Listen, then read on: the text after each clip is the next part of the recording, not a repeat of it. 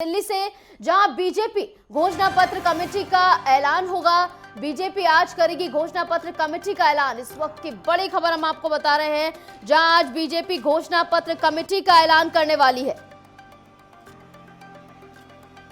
इस वक्त की बड़ी खबर हम आपको बता रहे हैं बीजेपी से जुड़ी, जहां आज बीजेपी घोषणा पत्र कमेटी का ऐलान करने वाली। लोकसभा चुनाव के लिए मैनिफेस्टो कमेटी यहां इसमें बनाई जाएगी और इसका ऐलान आज बीजेपी द्वारा किया जा सकता है। इस वक्त की बड़ी खबर हम आपको बता रहे हैं। लगातार आम चुनावों को लेकर चुनावी सरगर्मियां बेहद तेज है। चुनावी पारा चढ़ चुका है और अब तमाम पार्टियां तैयारी में जुटी हुई हैं, जहां बीजेपी पुरजोर तरीके से 370 के लक्ष्य के साथ, एनडीए के लिए 400 और बीजेपी के लिए 370 के लक्ष्य के साथ आगे बढ़ रही है। और लगातार प्रधानमंत्री मोदी जो है, जैसे कि आज खबर हमने आपको बताई थी कि मेरठ से चुनावी प्रचार का आगाज प्रधानमंत्री मोदी करने वाले। वहीं यूपी की बात करें तो सीएम योगी आदित्यनाथ 15 जिलों के दौरे पर निकले हुए। 31 मार्च तक 15 जिलों का दौरा जो है सीएम योगी आदित्यनाथ द्वारा किया जा रहा है। तो तमाम राज्यों में चुनावी बिसात जो है वो बीजेपी ने बिछा दी है। तैयारियां पुरजोर तरीके से चल रही हैं। 19 अप्रैल से चुनावों का आगाज हो रहा है और उससे पहले जो 7 चरण के मतदान होंगे, एक सीट पर बीजेपी पुरजोर तरीके से मंथन और विचार विमर्श करने के बाद अपने प्रत्याशियों को उतार रही है।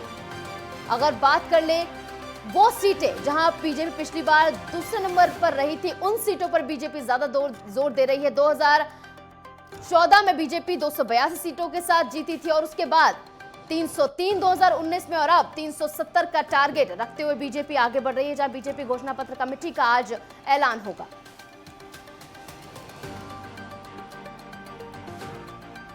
तो आज बीजेपी घोषणा पत्र कमेटी का ऐलान होगा। बीजेपी आज घोषणा पत्र कमेटी का ऐलान करने वाली है, जहां लोकसभा चुनाव के लिए जो मैनिफेस्टो होगा उसके लिए इस कमेटी का गठन किया जाएगा। इस बीच हमारे साथ हमारे वरिष्ठ पत्रकार जुड़ गए हैं तमाम चर्चा के लिए। रितेंद्र माथुर हमारे साथ जुड़ गए हैं, हमारे वरिष्ठ पत्रकार। इसी के साथ शंभू भाद्रा भी हमारे साथ जुड़ गए हैं, वरिष्ठ पत्रकार, इस तमाम चर्चा पे। सबसे पहले आपके पास आते हुए रितेंद्र माथुर जी, देखिए रितेंद्र जी, जिस तरीके से लोकसभा चुनाव जो है अब बेहद नजदीक है, 19 अप्रैल में ज्यादा समय नहीं बचा है। अगर चुनावी उससे देखा जाए नजरिए से तो बहुत कम समय बचा है और बीजेपी जिस तरीके से तैयारियां कर रही है, आपको क्या लगता है बीजेपी 370 का टारगेट जो रख रही है, क्या उसे पा पाएगी, क्या उसको टच कर पाएगी? जी, ये बिल्कुल ठीक सवाल है आपका। क्या है कि प्रधानमंत्री नरेंद्र मोदी ने जो मेरठ से शुरुआत की है, तो मेरठ के अंदर अभी आज ही चौधरी चरण सिंह जी को भारत रत्न दिया गया है और उनके जो पौत्र हैं जयंत चौधरी जी, वहाँ आज अवार्ड लेने गए हैं। और उसके बाद इस क्षेत्र में इसकी शुरुआत करना एक तरीके से पूरा का पूरा संदेश है जाट बहुल क्षेत्र के लिए, वेस्टर्न यूपी के लोगों के लिए। और वेस्टर्न यूपी जो शुरू से बीजेपी का स्ट्रॉन्ग होल्ड रहा है, तो यहाँ बीजेपी के लिए अच्छी स्थिति बनेगी। और जो 370 का जो लक्ष्य है बीजेपी का, एक्चुअली क्या पूरे भारत की स्टडी की जाए तो 375 सीटें ऐसी हैं जिसपे भारतीय जनता पार्टी इस समय मजबूत है। पहले कांग्रेस मजबूत हुआ करती थी, उसी जगह भारतीय जनता पार्टी मजबूत है। तो 375 में से 370 उन्होंने टारगेट रखा है। तो 370 में तो 5 सीटों का फर्क है। हो सकता है 370 भी पार कर जाएगी। तो 375 है। जिस तरीके से दक्षिण, यानी आपको लगता है कि बीजेपी अगर 370 का टारगेट रख रही है तो उसे अचीव करने में बीजेपी कामयाब होगा। हालांकि जो एग्जिट पोल्स अभी सामने आए थे उसमें देखने को मिल रहा था कि बीजेपी पिछली बार से 303 से ज्यादा जीत रही है, लेकिन 370 का जो आंकड़ा है वो बीजेपी टच नहीं कर पा रही है। शंभू भाद्रा जी आपके पास आते हुए, शंभू जी देखिए जिस तरीके से बीजेपी की तैयारियां चल रही हैं, मैनिफेस्टो कमेटी का यहाँ पर गठन किया जाना है, किस तरीके से खास हो जाती है चुनावी मायनों से अगर देखें, क्योंकि मैनिफेस्टो बहुत अहम रोल प्ले करता है आपके चुनावों में? बिल्कुल आपकी बात सही है कि बीजेपी जो है सो अपनी जो अपना जो मैनिफेस्टो है उसको संकल्प पत्र के नाम से जारी करती है। और बीजेपी की कोशिश रहती है कि सरकार अगले 5 साल में, अगले 100 दिन में, अगले 5 साल में क्या क्या करने वाली है उसको लेकर के पूरी अपने संकल्प पत्र में उसका मेंशन होता है। और उसके बाद उसी अनुसार से सरकार में आने के बाद बीजेपी काम करती है। तो ये एक तो प्रोसेस है इसका कि जो संकल्प पत्र और आज जिस तरह से कमेटी की बात करें तो ये कमेटी लगभग जो 2019 की कमेटी थी, जो बीजेपी के जो कम से कम मेन जो कोर में सीनियर लीडर्स हैं वो सारे इसमें शामिल होते हैं। बीजेपी की जो कार्य समिति है उसके जितने भी मेंबर्स हैं वो सब को बीजेपी के मिनिस्टर कमेटी के मेंबर होते हैं। तो कुल मिला के जितने भी सीनियर बड़े नेता हैं वो सभी इस कमेटी में शामिल होंगे और वही एक तय करेंगे कि बीजेपी की जो इस बार की जो खास घोषणा पत्र की जो खास बात होगी कि चूंकि बीजेपी पिछले कई महीनों से मोदी गारंटी को लेकर के कंपेन कर रही है और हर एक चीज गारंटी के इर्द गिर्द कोशिश करती है, तो संकल्प पत्र भी इस बार मोदी के गारंटी के इर्द गिर्द ही सारा कुछ घूमता हुआ आपको दिखेगा। और और शंभू जो जी, जो आपको क्या लग रहा डेवलपमेंट है को कि लेकर जो इस विकसित बार, भारत का जो एक हाँ, कॉन्सेप्ट है, आत्मनिर्भर भारत का जो कॉन्सेप्ट है, वो चीज आपको इस मैनी संकल्प पत्र में उसका जो एक विजन है वो दिखाई देगा कि अगले 5 साल में भारत को वो कहाँ से कहाँ ले जाना चाहते हैं, चाहे डेवलपमेंट की बात हो, चाहे इंटरनल रिफॉर्म की बात हो, चाहे सिक्योरिटी की बात हो, चाहे सीमा सुरक्षा की बात हो। ऐसे सारे इश्यूज हैं जिसपे कि बीजेपी की जो दृष्टि है वो साफ रहेगी और 5 साल में सरकार को वो कहाँ ले जाना चाहेगी वो। और अभी अभी जो टारगेट है कि अभी हमारी 5वीं अर्थव्यवस्था है और सरकार की कोशिश है कि इसको हम तीसरी अर्थव्यवस्था पे लेके आए। तो इस 5 साल में इस संकल्प पत्र में अगले 5 साल के लिए तीसरी अर्थव्यवस्था तक पहुंचने के लिए एक रोड मैप आपको दिखाई देगा इस संकल्प पत्र में। बिल्कुल सही कहा। इस बार रोड मैप इस मैनिफेस्टो में देखने को मिलेगा। जिस तरीके से फिलहाल के लिए भारत जो है विकासशील देश और विकसित देश तक का सफर जो है प्रधानमंत्री मोदी कह रहे हैं अगले कार्यकाल 2047 तक जो है उसे पूरा कर लिया जाएगा। अगले कार्यकाल में से और ज्यादा तेजी दी जाएगी। रितेंद्र जी, आपके पास आते हुए देखिए, जिस तरीके से शंभू भद्रा जी ने बताया कि ये एक रोड मैप तैयार करने की बात है। बीजेपी के पास तमाम चीजें हैं, रोड मैप है, 370 का मुद्दा है बीजेपी के पास, राम मंदिर का मुद्दा है और तमाम मुद्दे बीजेपी के पास है। विपक्ष के पास क्या है, क्या दिखाएगा विपक्ष इस बार में? क्योंकि आप बेरोजगारी की बात कर लें, महंगाई की बात कर लें, तमाम आपने 5 राज्यों के चुनावों में देखा, पुरजोर तरीके से भुनाया, लेकिन फायदा मिलता हुआ कहीं नहीं दिखा। 3 राज्य बीजेपी ले गई। सबसे बड़ी बात ऐसा है कि जो विपक्ष के पास मुद्दे हैं वो मुद्दे तो हैं देश के अंदर, पर उन मुद्दों को बनाने की स्थिति में वो नहीं है। तो क्या मैं एक छोटा सा उदाहरण दूंगा आपको कि अब दिल्ली के अंदर अरविंद केजरीवाल जी को पकड़ा गया, ईडी की इंक्वायरी बैठी, तो उन्होंने कांग्रेस ने उस समय उनके खिलाफ जो आंदोलन किया वो भ्रष्टाचार को पकड़ के आंदोलन नहीं किया, जबकि केजरीवाल जी ने सारा आंदोलन अपनी जो यहाँ तक दिल्ली की सत्ता तक आने तक जो आंदोलन किया वो कांग्रेस को घेरने का किया था। अब कांग्रेस उनको नहीं घेर पाई, ये मुद्दा चूकने वाली बात है। यहाँ यही कहीं देखिए साहब, तो ऐसे मुद्दे वो कई जगह देश में चूक रहे हैं। इस समय अगर वो दिल्ली के अंदर ये बात करते हैं, अब केजरीवाल जी के साथ सहयोग जरूर कर रहे हैं वो, आम आदमी पार्टी के साथ सहयोग करके दिल्ली के अंदर 3 सीटों पर समझौता किया उन्होंने, पर अगर वो नहीं समझौता करते तो फर्क नहीं पड़ना था, क्योंकि नुकसान जो होना था आम आदमी पार्टी का होता तो, और कांग्रेस को इससे कोई बहुत नुकसान होना नहीं था। ऐसे में अगर अपने मुद्दे को पकड़ के आगे बढ़ते तो अच्छा रहता था, पर एनी कोई बात नहीं है, वो जो चूक गए तो चूक हो गए, उनके मतलब कोई सलाह देने वाला ठीक सलाहकार नहीं है। तो ऐसे में कांग्रेस के सामने स्थिति अच्छी नहीं है, फेवरेबल नहीं है। अब बहुत सारे देश के मुद्दे हैं, उन्होंने जैसे ये बेरोजगारी का मुद्दा उठाया कि रोजगार देश के अंदर कम है, तो सरकार ने अपने आंकड़े दे दिए कि ईपीएफ जो है उस साल में जिस ढंग से ईपीएफ जमा होता है उससे आंकड़े बटोर लो, तो साल में उन्होंने हिसाब दिया कि 1.5 करोड़ लोग प्रतिवर्ष सरकार जो है लोगों को नौकरी दे रही है। और पिछले 2014 के बाद आज स्थिति जो है वो लगभग 31 करोड़ लोगों को नौकरियां दी गई है। तो इस तरीके से जो नौकरियां थी 2014 तक उसमें डबल से ज्यादा इजाफा हुआ है, 17 करोड़ लोगों को नौकरियां मिली है टोटल। तो ये सब स्थितियां वो सामने रख रहे थे। बेरोजगारी का मुद्दा भी उनके हाथ से जाता है, भ्रष्टाचार के मुद्दे पे वो बिल्कुल पीछे हटे हुए हैं। और ये सब मुद्दा था कि भ्रष्टाचार के मुद्दे से अपने आप को छवि पेश करते कि कम से कम हमारे सामने हम भी भ्रष्टाचार के मुद्दे पे लड़ रहे हैं, ऐसा बात कह सकते थे लोगों के सामने, और चूक गए। सर, सवाल तो विपक्ष ये भी उठाता है, सवाल तो विपक्ष ये भी उठाता है कि जो बीजेपी ये नारा बुलंद करती थी कि हम कांग्रेस मुक्त भारत बनाएंगे, वो कांग्रेस युक्त भारत बनती जा रही है। और बीजेपी इसको ये कहती है कि अगर वो हमसे प्रभावित हुए, हमारे साथ आना चाहते हैं तो आ जाए। लेकिन फिर भी विपक्ष इस बात को कहता है कि ऑपरेशन लोटस का एक कथित आरोप लगाता नजर आता है। तो क्या यही मुद्दा है जो भुनाएगा? और इलेक्टोरल बॉन्ड का दूसरा मुद्दा? नहीं, ये दोनों मुद्दे को क्या है कि जिस ढंग से विपक्ष उठा रहा है ये ढंग में उनको फंसा रहा है।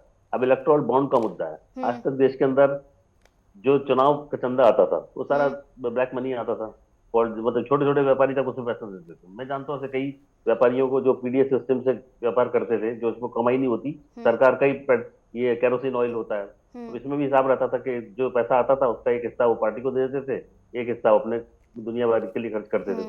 तो ऐसे छोटे छोटे लोग भी उसमें कंट्रीब्यूशन करते थे। अब सरकार ने जब उसको बॉन्ड सिस्टम करा दिया था, अब जो भी पैसा देंगे वो बैंक के अंदर बॉन्ड भरेंगे। बॉन्ड आप जब दे देंगे बैंक के अंदर तो सारा पैसा वाइट हो जाएगा, तो आपके बुक्स ऑफ अकाउंट्स में चला जाएगा कि हमने ये पैसा दिया। किसको दिया ये नहीं पता चलेगा कि आपने बीजेपी को दिया, कांग्रेस में दिया, किसी पार्टी का नाम नहीं आएगा। इससे अगर मान लीजिए ओपन होता है कल आपको किस पार्टी को दिया, दूसरी पार्टी की सरकार उसको तंग ना करे। जैसे बीजेपी के कांग्रेस को दे दिया बीजेपी के स्टेट में, तो बीजेपी गवर्नमेंट तंग ना करे। ऐसे ही बीजेपी को दे दिया तो कांग्रेस के स्टेट में कांग्रेस तंग ना करे। तो डेमोक्रेसी की दृष्टि से बिल्कुल ठीक जा रहा है, ऐसा कुछ नहीं है। इलेक्ट्रल बॉन्ड का मुद्दा भी फ्लॉप है एक तरीके से, और कोर्ट ने जो फिर से उसको चेंज करने को बोला, तो वो कोर्ट का भी जरा डिसीजन ठीक नहीं है। उनको भी ढंग से देखना चाहिए। अगर ये सही मुद्दा था तो वाइट इस तरीके से सिस्टम को तो वाइट करना चाहिए। इस पर तो बसन 90 से चर्चा चल रही है कि इलेक्ट्रॉनिक इलेक्शंस के अंदर जो चंदा आता है उसके ऊपर एक कंट्रोल आना चाहिए, स्टेट आना चाहिए कहीं ना कहीं। ठीक है, विपक्ष के पास ये मुद्दा था पर ये मुद्दा यहाँ फ्लॉप हुआ जी। ठीक है, शंभू भादरा जी, आपका क्या कहना है इस पर? विपक्ष इस वक्त कहां खड़ा है? क्योंकि आम आदमी पार्टी की हम बात कर ले, आम आदमी पार्टी थोड़ा उभर रही थी, जो सीटें हैं यहाँ पर दिल्ली में उन पर थोड़ा कब्जा जमाने की कर रही थी कोशिश, लेकिन वहां पर बीच में पड़ गया शराब नीति घोटाला, जहां पर तमाम कद्दावर नेता हैं, दिग्गज नेता हैं, वो हैं जेल में, खुद केजरीवाल भी जेल में है। और उसके बाद अगर बिहार में बात करें तो बिहार में भी गठजोड़ नहीं बैठ पा रहा है। पप्पू यादव रो रहे हैं पूर्णिया सीट के लिए कि उन्हें पूर्णिया सीट नहीं मिली, कांग्रेस के चिन्ह पर लड़ जाएंगे। आरजेडी ने अपना प्रत्याशी उतार दिया है। और वहीं अगर आपने उत्तर प्रदेश में भी देखा कि उत्तर प्रदेश में एक सीट, एक ही पार्टी और दो प्रत्याशी, तो कैसे आगे बढ़ पाएगा विपक्ष? देखिए, तैयारी के लेवल पे अगर आप देखेंगे तो निश्चित रूप से जो विपक्ष है वो बिखरा हुआ लगता है। विपक्ष में जो नीति की बात है, चाहे संगठन की बात है, चाहे नेता की बात है, इन तमाम मुद्दों पे आप अगर आप देखेंगे तो भाजपा के मुकाबले विपक्ष हर जगह बिखरा हुआ है। चाहे वो दिल्ली हो, चाहे वो बिहार हो, चाहे उत्तर प्रदेश हो, चाहे दूसरे स्टेट हो। इवन कि महाराष्ट्र में अभी तक सीट को लेकर के सहमति नहीं बन पाई है उस तरह से जैसे बननी चाहिए थी। दूसरा कि जहां जहां इनका क्लियर है कि यहाँ से कोई झगड़ा नहीं है, वहां भी कांग्रेस अपने लेवल पे अभी तक कैंडिडेट अनाउंस नहीं कर पाई है। तो इस तैयारी के लेवल पे विपक्ष बहुत कहीं नहीं है, तुलनात्मक रूप से बिखरा हुआ है। जबकि अगर देश में मुद्दे को लेकर के अगर आप बात करेंगे, देखेंगे, तो विपक्ष के पास अच्छा मौका है कि स्ट्रांगली करके सरकार के जो कामकाज है उसकी आलोचना या उस कामकाज के आधार पे अपनी बात को रखने का मौका है। लेकिन चूंकि नेता के स्तर पे, संगठन के स्तर पे तमाम कमियां हैं जिसकी वजह से चीजें सामने नहीं आती हैं और उस तरह से वो बात को रख भी नहीं पाते हैं। जब भी कोई बात होती है तो लगता है जैसे कि वो जो बीजेपी चाहती है उसी अगेंस्ट विपक्ष भी उसकी वो बात करते हैं। जिस मुद्दे पे भी अभी संजोग से हुआ ये है, 5-7 साल से अगर आप देखेंगे तो विपक्ष को भी मुद्दा एक तरह से बीजेपी ही दे रही है कि किस विषय पे वो बोल पाए। अपने तरफ से विपक्ष कोई ऐसा बड़ा मुद्दा उठा के नहीं ले आ पाती है जिससे कि लगे कि हाँ इन्होंने, इनका अपना वर्क है, इसमें इन्होंने अपने से काम किया है। कोशिश ये रहती है कि भाजपा की तरफ से कोई बयान आता है, विपक्ष उसके बयान को आगे बढ़ाता है। तो कहने का सेंस कि विपक्ष की तैयारी मुझे बहुत कमजोर लगती है, जबकि विपक्ष के पास एकजुट होकर लड़ने का एक बेहतर मौका है। लोकतंत्र के लिए जरूरी भी है कि पक्ष विपक्ष मजबूती से चुनाव लड़े, एक तरफा चुनाव ना लगे, चुनाव निरस ना लगे। इसलिए जरूरी है कि विपक्ष भी एक स्ट्रांग लेवल पे चुनाव लड़े ताकि जनता को फैसला करने का बेहतर अवसर मिले कि हाँ नहीं, हम इनको नहीं, इनको देंगे। और जो सत्ता पक्ष है वो भी निरंकुशता की तरफ आगे ना बढ़े कि हमें तो रोकने वाला कोई नहीं है, जो हमें मनमानी होगी वो हम करेंगे। उसको रोकने के लिए जरूरी है कि बैलेंस बना रहे, विपक्ष भी स्ट्रांग रहे और सत्ता पक्ष जो भी सरकार में आए, जो भी सरकार में बनाए, वो एक लोकतंत्र के मर्यादा को, संविधान के मर्यादा को देखते हुए अपना काम करे और नीतियों को लागू करे। शंभू जी, आपने महाराष्ट्र का जिक्र किया, तो महाराष्ट्र में बड़ी हलचल हमने देखी है। अघाड़ी वर्सेस अघाड़ी वहां पर चल रहा है। संजय निरुपम ही अपने घटक दलों को पीसी करके कह रहे हैं कि हम हमारे पास तमाम रास्ते खुले हुए हैं, हम चले जाएंगे। तो क्या वो भी इसी तरफ इशारा कर रहे हैं कि वो भी अशोक चव्हाण की तरह एग्जिट ले लेंगे? हो सकता है, क्योंकि संजय निरुपम का जो बैकग्राउंड है वो शिवसेना का है, शिवसेना से कांग्रेस में आए थे। तो निश्चित रूप से शिवसेना का जो बिखराव है वो दिख रहा है। वहां पे कांग्रेस एक स्पेस चाहती है और शरद पवार की जो पार्टी है एनसीपी, अब तो अजित पवार के अलग होने के बाद तो वो स्पेस कांग्रेस को वहां नहीं मिल रही है जो स्पेस महाराष्ट्र में कांग्रेस चाहती है।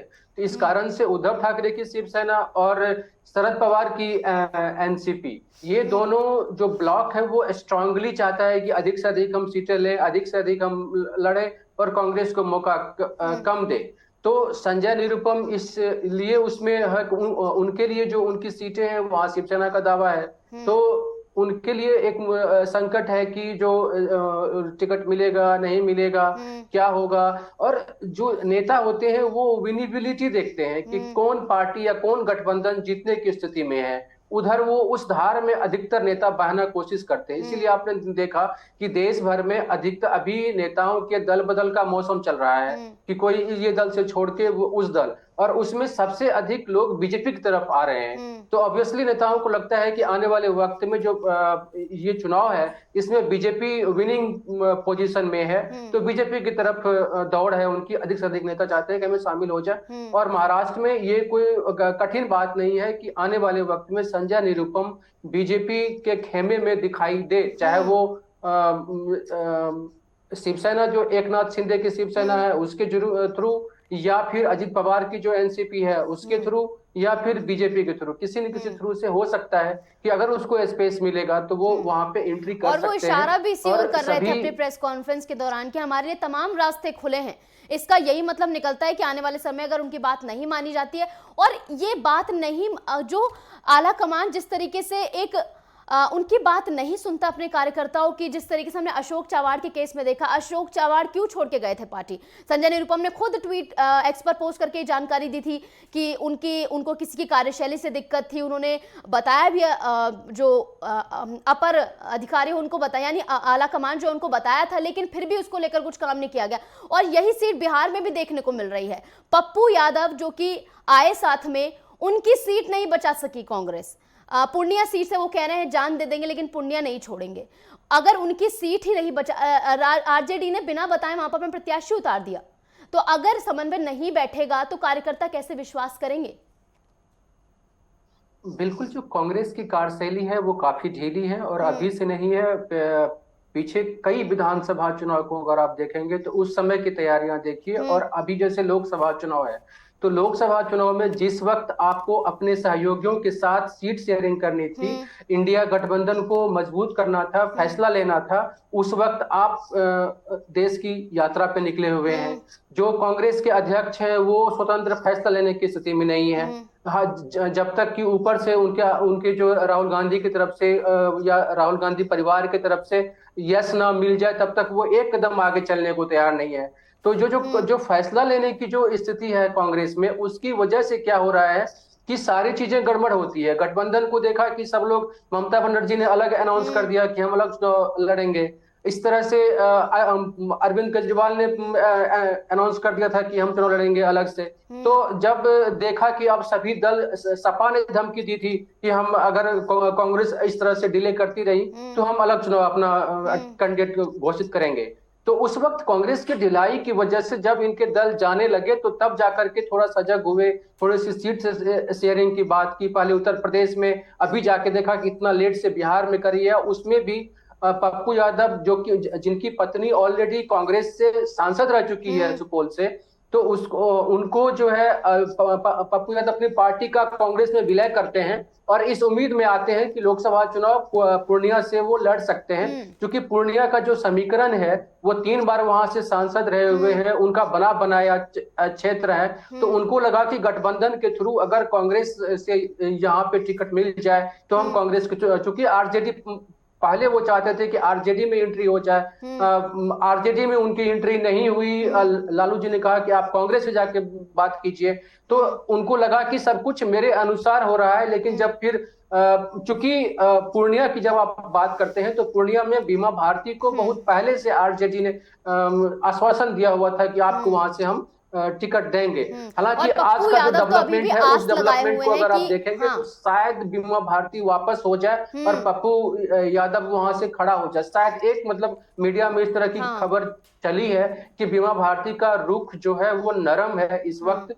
तो आगे हमें देखने को मिल सकता है। लेकिन कांग्रेस की कमियां जो है ना, गठबंधन को संभालने की, नेताओं को संभालने की, नीतियों को आगे बढ़ाने की, इन सभी मोर्चे पे बिखरा हुआ लगता है, स्ट्रांग नहीं लगता है, कंसोलिडेट नहीं लगता है, लोगों को विश्वास ही नहीं जम पाता है कि मान लीजिए आपके बीजेपी से बहुत सारी आलोचनाएं हो सकती है, आपका आप विरोध करना चाहें, लेकिन जो जनता है उसको दिखता है कि यार कांग्रेस में तो कोई विकल्प दिख नहीं रहा है, कोई नेता सामने है नहीं, कोई नीति सामने है नहीं, गठबंधन में वही सभी और लोग जो हैं जो मोहब्बत देश की में दुकान खुली थी 15 साल 20 साल प्रधानमंत्री से मोदी राज और करते रहे बीजेपी हैं। के खिलाफ, वो चंद महीनों ही चल पाई। रितेंद्र जी आपके पास आते हुए, रितेंद्र जी देखिए, जिस तरीके से शंभू जी ने जिस बात का जिक्र किया कि विपक्ष के पास तमाम मुद्दे हैं जिनको भुना सकता है लेकिन भुना नहीं पाता है, लेकिन सवाल ये भी उठ रहे हैं, जिस तरीके से प्रेस कॉन्फ्रेंस करके राहुल गांधी ने ये बताया, वहां पर मल्लिकार्जुन खड़गे भी मौजूद थी, सोनिया गांधी भी मौजूद थी, उन्होंने ये बोला कि हमारे अकाउंट सीज कर दिए गए हैं, तो हम कैसे इक्वल होकर चुनाव लड़े।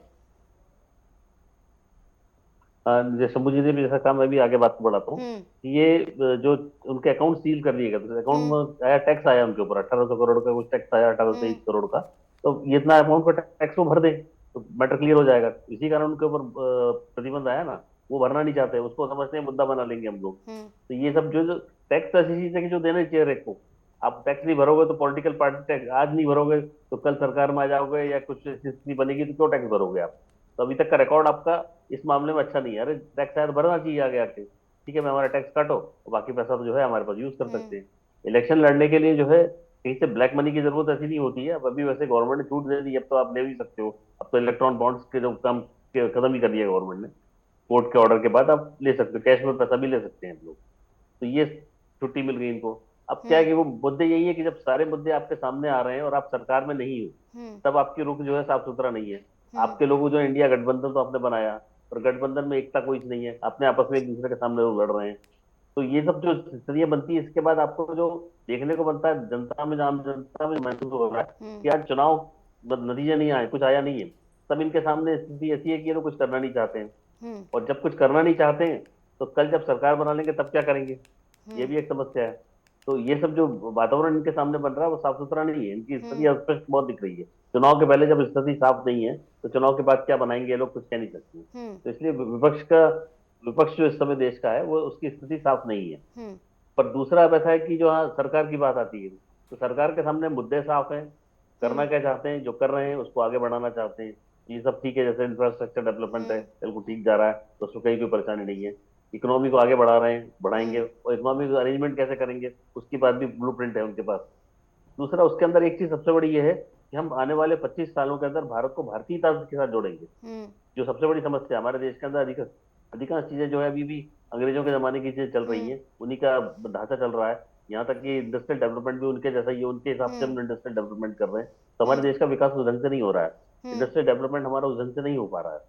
ये चीज जो सुधारनी चाहिए, तो 25 सालों में सुधार आएगा तो लोगों को नयापन दिखाई देगा। तो आने वाले 10 से 15 सालों के अंदर बहुत चीजें बदल सकती है, इसको समझना पड़ेगा हम लोगों को। और मुझे लगता है कि ये चीज लोग समझ रहे हैं इस बात को। इसलिए जो आपने पहले प्रश्न किया था कि 370 सीटें पार कर सकती है बीजेपी, वो कर सकती है, ऐसी स्थिति मुझे लग रही है।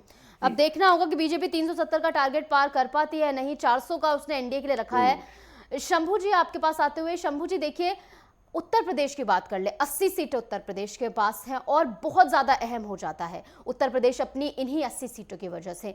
यहां पर राम मंदिर का मुद्दा बीजेपी के पास है, लेकिन इसके अलावा फिलहाल का मुद्दा जो मुख्तार अंसारी की मौत हुई है, जिस तरीके से कानून व्यवस्था वहां पर सुधरी है, और इसका सीधा क्रेडिट जो जनता है वो सीएम योगी आदित्यनाथ को देते नजर आती है। तो जिस तरीके से बीजेपी 80 की 80 सीटों पर दम भर रही है, क्या बीजेपी सच में 80 की 80 सीटें ला पाएगी, आपको क्या लगता है? देखिए, पार्टी के तौर पे अगर आप देखेंगे तो हर पार्टी को राइट है कि अपनी सभी सीटों पे वो दावा करे कि हम सभी सीटें जीत सकते हैं, और वो टारगेट जब तक ये सेट नहीं करेगी तब तक उसके अनुसार वो काम नहीं करेगी। तो उत्तर प्रदेश में निश्चित रूप से योगीनाथ की सरकार आने के बाद से कानून व्यवस्था में सुधार है। जो वहां पे क्रिमिनलाइजेशन जो पूरे स्टेट में हो रखा था, वो उस पे अंकुश लगा है और कानून व्यवस्था बेहतर हुई है। जो स्टेट में कहीं डेवलपमेंट कुछ दिखता नहीं था, वो अब धीरे धीरे डेवलपमेंट चीजें दिखने लगी हैं। रोड इंफ्रास्ट्रक्चर बेहतर हुआ है। तो उन स्थिति को, बुंदेलखंड छूटा हुआ था, पूर्वांचल छूटा हुआ था, जो उत्तर प्रदेश की विकास की धारा थी वो लखनऊ से लेके वेस्ट यूपी तक की चलती थी। वो पूर्वांचल पूरी तरह से हाशिए पे था और बुंदेलखंड हाशिए पे था। और इसमें अगर आप देखेंगे तो योगी आदित्यनाथ ने ये बैलेंस करने की कोशिश की है कि डेवलपमेंट की धाराएं प्रदेश के सभी एरिया में हो। तो वो एक काम हुआ है। कानून व्यवस्था में जो क्रिमिनल का जो बोलबाला था, कहीं पे किसी का अपहरण, कहीं पे कुछ हो जाए कभी भी, उसको उन्होंने बहुत सारे कंट्रोल किए हैं। क्योंकि बड़ा स्टेट है तो चीजों को करने में वक्त भी लगता है, बहुत गड़बड़ियां हैं तो उसको सुधारने में भी वक्त लगता है। कोई जादू की छड़ी नहीं होती है कि आज आपने शुरू करी और कल सुबह हो जाएगा। तो वो प्रोसेस जारी है और उस प्रोसेस का फायदा, और इसका सीधा फायदा बीजेपी को अब आम चुनावों में मिलता है नहीं, ये देखने वाली बात होगी। फिलहाल के लिए बहुत बहुत शुक्रिया रितेंद्र माथुर और शंभू जी हमारे साथ जुड़ने के लिए और इस चर्चा के लिए।